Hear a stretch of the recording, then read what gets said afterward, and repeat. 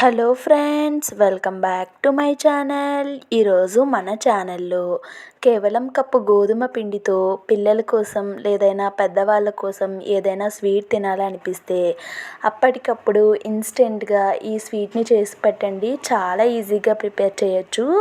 Process కూడా చాలా simple అండి. మరి ఈ గోధుమ పిండితో చేసుకునే ఈ హెల్దీ అయిన ఈ స్వీట్ని ఎలా ప్రిపేర్ చేసుకోవాలో ఈ వీడియోలో చూసేద్దామండి. అంతకంటే ముందుగా మన ఛానల్ని ఎవరైనా సబ్స్క్రైబ్ చేసుకోకపోతే ప్లీజ్ సబ్స్క్రైబ్ చేసుకోండి. ఇక వీడియోలోకి వెళ్ళిపోద్దామండి. ముందుగా స్టవ్ వెలిగించి ఒక ప్యాన్ పెట్టుకున్నాను. ఒక కప్పు మెజర్మెంట్తో ఒక కప్పు బెల్లం అండి, తురిమిన బెల్లాన్ని వేసుకున్నాను. బెల్లం ఎంత క్వాంటిటీలో తీసుకున్నామో అంతే క్వాంటిటీలో వాటర్ కూడా వేసుకున్నానండి. ఒక కప్పు బెల్లానికి ఒక కప్పు వాటర్ వేసుకొని ఎటువంటి పాకం రావాల్సిన పని లేదండి. బెల్లం మొత్తం కరిగిపోతే సరిపోతుంది. ఇప్పుడు స్టవ్ ఆఫ్ చేసి బెల్లాన్ని పక్కన పెట్టుకున్నాను. ఇప్పుడు ఒక చిన్న మిక్సీ జార్ తీసుకొని అందులోకి ఒక చెక్క కొబ్బరి ఉంటుంది కదండి, హాఫ్ చెక్క, దాన్ని అయితే వేసుకొని ఈ విధంగా తురిమేసుకున్నానండి. మెత్తగా తురిమేసుకొని పక్కన పెట్టుకున్నాను.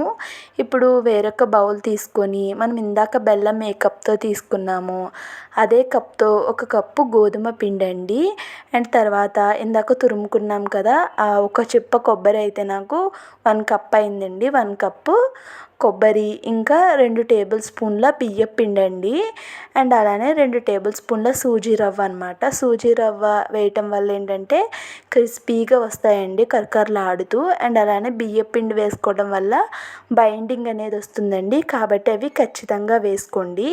తర్వాత స్వీట్లో కొంచెం ఒక చిటికెడు సాల్ట్ వేసుకున్నాను. తర్వాత మనం ఇందాక కరిగించుకున్న బెల్లాన్ని ఖచ్చితంగా స్ట్రెయిన్ చేసుకోవాలండి. మనకి చూడండి అడుగున ఎంత ఇసుక అనేది వచ్చిందో.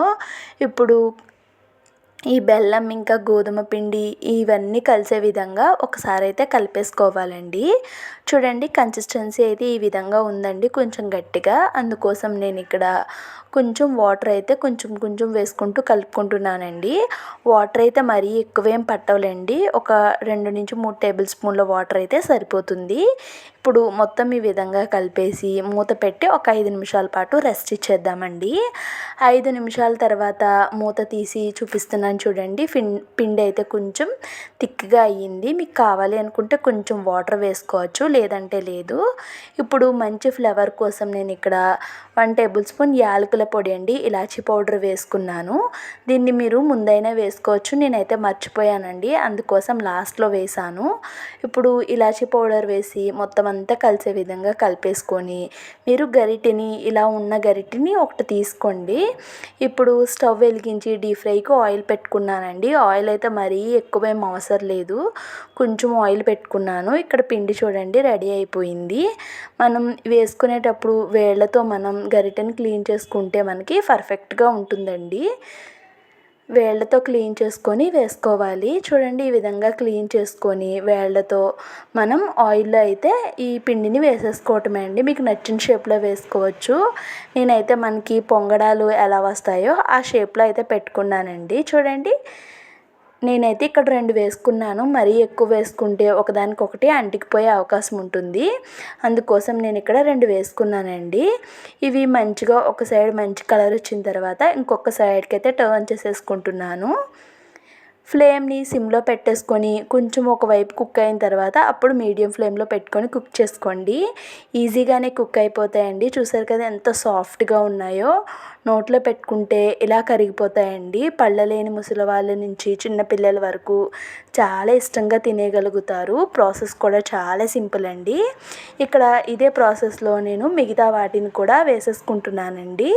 మీరు తీసుకున్న ప్యాన్ని బట్టి మీకు ఎన్ని పడతాయో అన్ని వేసుకోండి, మరీ ఎక్కువైతే వేసేసుకోవద్దు, ఒకదానికొకటి అంటుకుపోతే మళ్ళీ ఇబ్బంది అవుతుందండి. ఇక్కడ ఇదే ప్రాసెస్లో మిగతావన్నిటిని కూడా నేను ఈజీగా ప్రిపేర్ చేసేసుకున్నానండి. ఇప్పుడు పండగ అయితే వస్తుంది కదండి, కరెక్ట్గా నెల రోజులు ఉంది. పండగకి ఇలా సింపుల్గా చేసేసుకుంటే చాలా బాగుంటాయండి, చాలా టేస్టీగా ఉంటాయి. మరి ఈ గోధుమ పిండితో చేసుకునే ఈ హెల్దీ అయిన స్వీట్ రెసిపీ మీకు నచ్చిందా లేదో కామెంట్స్లో షేర్ చేసుకోండి. అండ్ అలానే వీడియో కనుక నచ్చితే ప్లీజ్ లైక్ చేసి ఛానల్ని ఎవరైనా కొత్త వాళ్ళు చూస్తున్నట్టయితే ప్లీజ్ సబ్స్క్రైబ్ చేసుకొని సపోర్ట్ చేస్తారని కోరుకుంటున్నాను.